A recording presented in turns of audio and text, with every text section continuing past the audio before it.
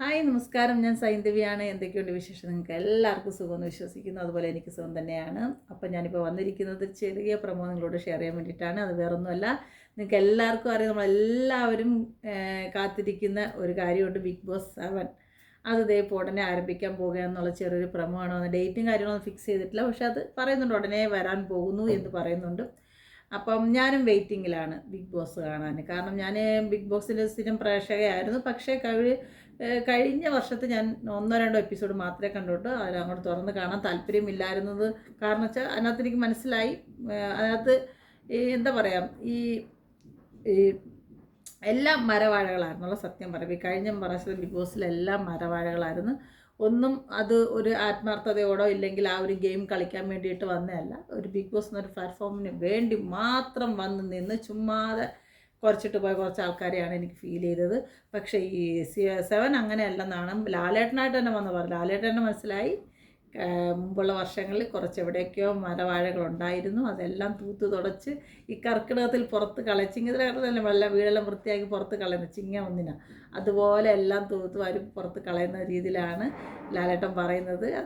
അതിൽ കൊടുക്കുന്ന മത്സരങ്ങളായാലും എല്ലാം അതിഗംഭീരമായിരിക്കുമെന്നാണ് ലാലേട്ടൻ പറയുന്നത്. ഡ്രാമയൊന്നും ഇനി അവിടെ പറ്റില്ല എന്ന് തന്നെ ലാലേട്ടൻ പറയുന്നുണ്ട്. ഇനി എല്ലാം നേരായ വഴി കൂടെ വന്ന് കളിച്ച് പ്രൈസ് മേടിച്ചിട്ട് പോകണമെന്നുള്ള രീതിയിലാണ് പറയലിലായിട്ട് എല്ലാത്തിനും ചവിട്ടി പുറത്താക്കുക എന്നുള്ള രീതിയിലാണ് പ്രൊമോ ഇറക്കിയിരിക്കുന്നത്. ഇനി എന്തായാലും എനിക്ക് ഇഷ്ടപ്പെട്ടു. അതുപോലെ ലാലേട്ടൻ്റെ പഴയൊരു ലാലേട്ടനെ വെച്ചിട്ടും അതും ചെയ്യുന്നുണ്ട്. ലാലേട്ടന് പണിയാണെന്നാണ് ലാലേട്ടൻ സ്വയം പറയുന്നത്. എന്തിരുന്നാലും നമുക്ക് ഇരുന്ന് കാണാം. പക്ഷേ ഈ പല യൂട്യൂബ് ചാനലിലും പല ആൾക്കാരെക്കുറിച്ച് പറഞ്ഞ് ഇവർ ബിഗ് ബോസിലുണ്ട്, അവരുണ്ട്, ഇവരുണ്ടെന്നൊക്കെ പറയുന്നു.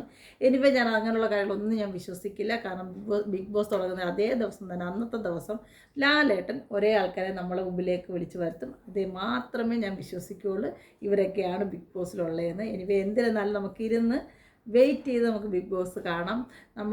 ഞാൻ 24 ന്യൂസിലും ഞാൻ ഇതിലും ഞാൻ 24ലും കാണുന്നുണ്ട് ബിഗ് ബോസ്.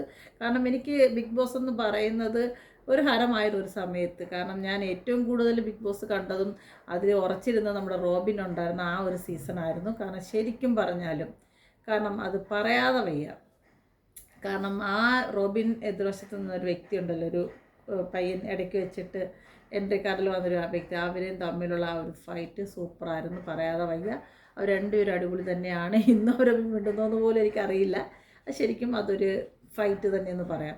പിന്നെ അത് കഴിഞ്ഞ് എനിക്ക് നമ്മുടെ അഖിൽമാരാണ് ആ ഒരു സീസൺ എനിക്ക് ഓക്കെ എന്നുള്ള രീതി മാത്രമായിരുന്നു. കാരണം അതിലെനിക്ക് ഏറ്റവും ഒരു വേസ്റ്റ് ഇതായിട്ട് തോന്നിയത് നമ്മുടെ ശോഭന വിശ്വനാഥന് മാത്രമാണ്. ബാക്കിയുള്ളവർ അത്യാവശ്യം നല്ല രീതിയിൽ കളിക്കുന്നുണ്ടായിരുന്നു. പക്ഷെ ശോഭ എനിക്ക് അത്ര അങ്ങോട്ട് തൃപ്തിയായിട്ട് തോന്നിയൊരു മത്സരാർത്ഥിയല്ല പുള്ളിക്കാരി. കാരണം ഈ അഖിലിനെ തൂങ്ങിപ്പിടിച്ച് രക്ഷപ്പെടാൻ നോക്കിയ ഒരു വ്യക്തി മാത്രമാണ് ശോഭ. അതിലാണ് എനിക്ക് ആ വ്യക്തിനെ, കാരണം അവർക്കൊക്കെ വേണ്ട ഇങ്ങനൊരു ഫെയിമായിരുന്നു. കാരണം വരിക 10 ആൾക്കാർ അറിയാൻ പോവുക എന്ന് മാത്രമായിരുന്നു ഈ ശോഭയുടെയൊക്കെ ഒരു ആവശ്യകതയും. അല്ലാതെ ഇവരാരും ഈ ബിഗ് ബോസിൽ കളിക്കാൻ വേണ്ടിയിട്ട് നിന്ന ആൾക്കാരല്ല. വരിക, ഏതെങ്കിലും ഒരു വ്യക്തി കൂടെ അവരെ ഫൈറ്റ് നിൽക്കുക, അതിനുവേണ്ടിയാണ് അഖിലിനെ അവർ തിരഞ്ഞെടുത്തതും അഖിലിൻ്റെ പിന്നാലെ നടന്നതും എല്ലാം. നമ്മൾ പലതും കണ്ടിട്ടുണ്ട് അതിൽ അവർ തമ്മിലുള്ള ഫൈറ്റും കാര്യങ്ങളും. അതൊന്നും എനിക്ക് എന്താ പറയുക, ഒരു ഫീലായിട്ട് തോന്നിയില്ല. കാരണം അതൊരു കാക്കയും പൂച്ചയിലെ കള്ളനും പൂച്ചയും തമ്മിലുള്ള കളി എന്നുള്ള രീതി മാത്രമേ ഫീലായുള്ളൂ. പക്ഷേ എനിക്ക് റോബിൻ സമയത്ത് അവർ രണ്ടുപേരും, ആ പയ്യൻ്റെ പേരെനിക്ക് അതുകൊണ്ട് ഓർമ്മ വരുന്നില്ല, അവൻ സൂപ്പറാണ്.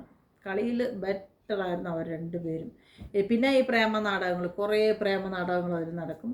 ഇപ്പം ഈ പുതിയ ബിഗ് ബോസിൽ പോകുന്ന ആൾക്കാരോട് ഞാൻ പറയുകയാണ്, ആരൊക്കെയാണെന്ന് നമുക്കറിയില്ല, ഈ പ്രേമനാടകം അങ്ങ് മാറ്റി വെക്കുക. കാരണം നിങ്ങൾ ഇത്രയും കാലം ഈ പുറത്ത് വേറൊരു പാർട്ട്ണറുണ്ട്, ഇല്ലെങ്കിൽ അവരൊപ്പം നടന്നിട്ട് അതിനെ ഉള്ളിലോട്ട് കയറി ചെല്ലുന്ന സമയത്ത് നിങ്ങൾ ഈ പ്രേമനാടകം അഭിനയിക്കുന്നത് വെറും മോശമായ രീതിയാണ്.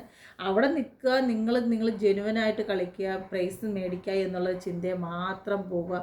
അല്ലാതെ അവിടെ ചെന്നിരുന്ന് അഭിനയിച്ച് ഈ സിനിമാ നടിമാരായാലും പുറത്തുള്ളവരായാലും ആരായാലും അവിടെ ചെന്നിരുന്ന് അഭിനയിച്ച് കുളമാക്കി വെക്കുക. നിങ്ങളുടെ റിയൽ ആയിട്ടുള്ളത് റിയലായിട്ട് തന്നെ കാണിക്കുക. അത്രയേ ഉള്ളൂ എനിക്കത് പറയാൻ. അപ്പോൾ ലാലേട്ടനെ ആയാലും ലാലേട്ടനെ നമ്മൾ നോക്കി വെച്ചേക്കുക. കാരണം വേറൊന്നുമല്ല, ലാലേട്ടന് പറയുന്നുണ്ട്. പുള്ളി തന്നെ വാണിംഗ് കൊടുത്തിട്ടാണ് പോയേക്കുന്നത്. അப்புறம் എല്ലാവരും ഒരുമിച്ച് അടിച്ചു പൊളിക്കുമെന്നാണ് പ്രതീക്ഷിക്കുന്നത്. ആരൊക്കെയാണ് വരുന്നതെന്ന് ദൈവത്തിന് മാത്രമല്ല, ഇനി അടുത്ത പുതിയ മരവാഴകൾ ആരൊക്കെയാണ് വരാൻ പോകുന്നതെന്ന്. ഇനി എന്തിരുന്നാലും നമുക്ക് വെയിറ്റ് ചെയ്തിരിക്കാം അടുത്ത സീസൺ കാണാൻ വേണ്ടിയിട്ട്. ഞാൻ ഫസ്റ്റ് മുതൽ ലാസ്റ്റ് വരെയുള്ള എല്ലാ എപ്പിസോഡും കാണും. അതിനെക്കുറിച്ചുള്ള എനിക്ക് പറയാൻ പറ്റുന്ന കാര്യങ്ങൾ ഞാൻ നിങ്ങളോട് ഷെയർ ചെയ്യും. അപ്പം ഞാനും വെയിറ്റിങ്ങിലാണ്. ലാലേട്ടൻ പറയുന്നതൊക്കെ ഞാനും വെയിറ്റിങ്ങിലാണ്. നമുക്കും കാണാം. നല്ലൊരു അടിപൊളി സീസണാണെന്ന് പ്രതീക്ഷിക്കാം. നമുക്ക് തുടക്കത്തിൽ തന്നെ മനസ്സിലാവും, ആൾക്കാരെ കാണുമ്പോൾ തന്നെ മനസ്സിലാവും ഇതൊക്കെ ഏത് ലെവൽ വരെ പോകുമെന്ന്. ഉറപ്പായിട്ടും മനസ്സിലാവും. ഒരു വ്യക്തിയെ കാണുമ്പോൾ നമുക്ക് അറിയാൻ പറ്റും ഇത് എവിടം വരെ പോകും. കഴിഞ്ഞ സീസണിൽ എനിക്ക് അങ്ങനെ തന്നെ ആയിരുന്നു. ഞാൻ ഫസ്റ്റ് ഡേ കണ്ടപ്പോൾ എനിക്ക് മനസ്സിലായി ഇത് വെറും പൊട്ട ആയിരിക്കും എന്ന്. അതുപോലെ തന്നെ ആ പൊട്ടയെ തന്നെ ചെന്ന് നിൽക്കുകയും ചെയ്ത്. കാരണം അതിനകത്തുള്ള ശത്രുതയും കുശുമ്പും കുന്നായ്മകളും അവർ പുറത്തിറങ്ങിയാലും അതേ രീതിയിൽ കൊണ്ടുവന്ന മിക്ക ആൾക്കാരും ഇന്ന് ബിഗ് ബോസിൽ നിന്ന് പുറത്ത് വന്ന ആൾക്കാർക്ക് തമ്മിലുണ്ട്. പക്ഷെ ഒന്നും അവർ ഒരിക്കലും ആ വീടിന് ഉള്ളിൽ വെച്ചിട്ട് നടത്തിയതായിട്ടൊന്നും ഒരു ചിന്തയും ഇല്ലാതെ പുറത്തും വന്ന് പരസ്പരം അങ്ങോട്ടും ഇങ്ങോട്ടും കുത്തും പ്രശ്നങ്ങളും പറഞ്ഞ് നമ്മൾ നടക്കുന്ന ഓരോ ആൾക്കാർ നമ്മൾ ബിഗ് ബോസിലെ ആൾക്കാർ നമ്മളിപ്പോഴും കാണുന്നുണ്ട്. ഇനി വരുന്ന ആൾക്കാരായാലും ബിഗ് ബോസിനുള്ളിലുള്ള പ്രശ്നങ്ങൾ ബിഗ് ബോസിനുള്ളിൽ തന്നെ വെച്ച് തീർത്തിട്ട് നിങ്ങൾ പുറത്ത് വരിക. അപ്പം ഇതൊക്കെ തന്നെയാണ് പറയുന്നത്. ഞാനും വെയിറ്റിങ്ങിലാണ് പുതിയ ബിഗ് ബോസിന് വേണ്ടി. അപ്പം എല്ലാവരും സന്തോഷത്തോടെ സമാധാനത്തോടെ ഇരിക്കും. നമുക്ക് വെയിറ്റ് ആൻഡ് സീ പുതിയ ബിഗ് ബോസ് 7ലേക്ക്. അപ്പം ലാലേട്ട ഞങ്ങളും വെയിറ്റിങ്ങിലാണ്. അപ്പം നമുക്ക് എല്ലാവർക്കും നമ്മുടെ സ്വീകരണ റൂമിലിരുന്ന് ബിഗ് ബോസിന് വേണ്ടി വെയിറ്റ് ചെയ്തിരിക്കാം. അപ്പോൾ ഓക്കെ, ബൈ ബൈ, ടാറ്റ.